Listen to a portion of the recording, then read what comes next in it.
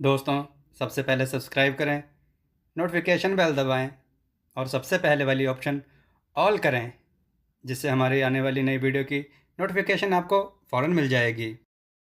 जय श्री राम भक्तों।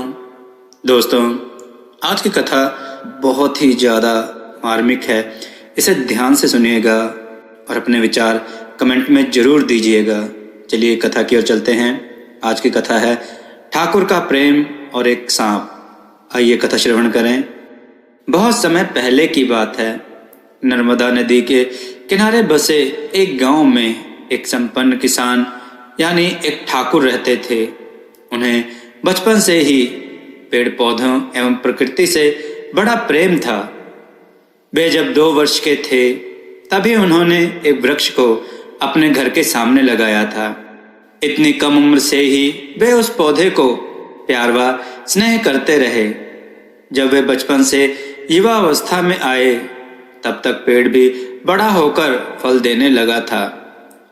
गांव में शासन द्वारा तेजी से विकास कार्य कराए जा रहे थे और इसी के अंतर्गत वहां पर सड़क निर्माण का कार्य संपन्न हो रहा था।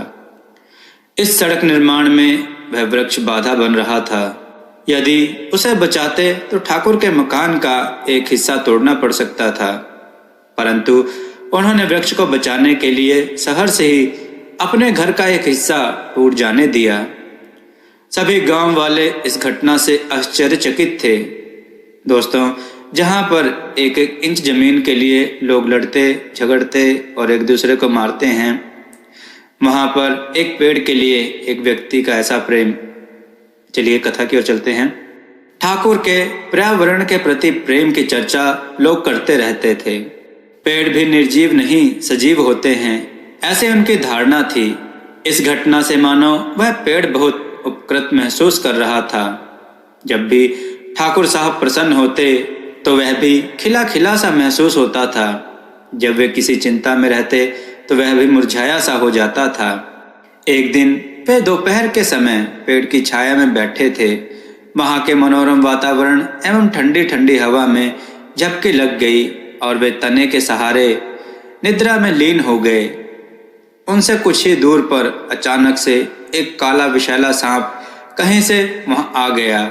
उसे देखकर वह वृक्ष आने वाले संकट से विचलित हो गया और तभी पेड़ के कुछ फल तेज हवा के कारण डाल से टकराकर ठाकुर साहब के सिर पर गिरे, जिससे उनकी नींद टूट गई। उनकी नींद टूटने से अचानक उनकी नजर उस सांप पर पड़ी तो वे सचेत हो गए। गांव वालों का सोचना था कि वृक्ष ने उनकी जीवन रक्षा करके उस दिन का भार उतार दिया जब उसकी सड़क निर्माण में कटाई होने वाली थी। समय तेजी से बीतता जाता है और जवानी एक दिन बुढ़ापे में तब्दील हो जाती है। इसी क्रम में ठाकुर भी अब बूढ़े हो गए थे और वह वृक्ष भी सूख कर कमजोर हो गया था। एक दिन अचानक ही रात्रि में ठाकुर जी की मृत्यु हो गई। वे अपने शयन कक्ष से भी वृक्ष को कातर निगाहों से देखा करते थे। दोस्तों, यह एक संयोग था या कोई भावनात्मक लगाव का परिणाम कि वह वृक्ष भी प्रातः काल तक जड़ से उखड़कर अपने आप भूमि पर गिर पड़ा। गांव वालों ने दोनों का एक दूसरे के प्रति प्रेम व समर्पण को देखते हुए निर्णय लिया कि उस वृक्ष की लकड़ी को काटकर अंतिम संस्कार में उसका उपयोग करना ज्यादा उचित रहेगा, और ऐसा ही किया गया। ठाकुर साहब का अंतिम संस्कार विधि पूर्वक गमगीन माहौल में संपन्न हुआ। इसमें पूरा गांव एवं आसपास की बस्ती के लोग भी शामिल थे और वे इस घटना की चर्चा आपस में कर रहे थे। ठाकुर साहब का मृत शरीर उन लकड़ियों से अग्निदाह के उपरांत पंचतत्वों में विलीन हो गया और इसके साथ साथ वह वृक्ष भी राख में तब्दील होकर समाप्त हो गया। दोनों की राख को एक साथ नर्मदा जी में प्रवाहित कर दिया गया। दोस्तों, ठाकुर साहब का उस वृक्ष के प्रति लगाव और उस वृक्ष का भी उनके प्रति प्रेमा भाव आज भी गांव वाले याद करते हैं। दोस्तों, आपको यह कथा कैसी लगी? अपने विचार और सुझाव कमेंट में जरूर दें। हमारी कथाओं को लाइक करें, हमारे चैनल को सब्सक्राइब करना ना भूलें।